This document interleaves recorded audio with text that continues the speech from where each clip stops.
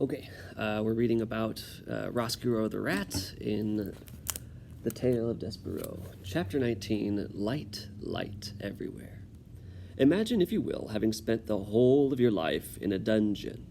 Imagine that late one spring day you step out of the dark and into a world of bright windows and polished floors, winking copper pots, shining shoots of armor, and tapestries sewn in gold. Imagine.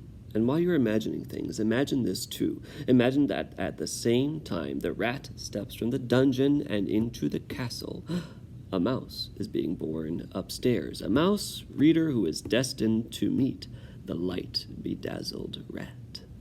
But that meeting will occur much later, and for now the rat is nothing but happy, delighted, amazed to find himself standing in so much light. "I," said Roscuro, spinning dizzily from one bright thing to the next, "I will never leave. No, never. I will never go back to the dungeon. Why would I? I will never torture another prisoner. It is here that I belong." The rat waltzed happily from room to room until he found himself at the door to the banquet hall. He looked inside and saw gathered there King Philip, Queen Rosemary, the Princess P, 20 noble people, a juggler, 4 minstrels, and all the king's men. This party, reader, was a sight for a rat's eyes. Roscuro had never seen happy people. He had known only the miserable ones. Gregory the jailer and those who were consigned to his domain did not laugh, or smile, or clink glasses with the person sitting next to them. Roscuro was enchanted. Everything glittered. Everything. The gold spoons on the table, and the jingle bells on the juggler's cap, the strings on the minstrels' guitars, and the crowns on the king's and queen's heads.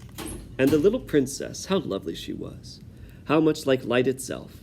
Her gown was covered in sequins that winked and glimmered at the rat. And when she laughed, and she laughed often, everything around her seemed to glow brighter. "Oh, really," said Roscuro, "this is too extraordinary. This is too wonderful. I must tell Botticelli that he was wrong. Suffering is not the answer. Light is the answer."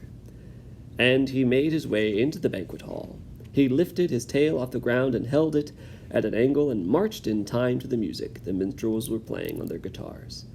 The rat, reader, invited himself to the party. And that is what we have time to read today.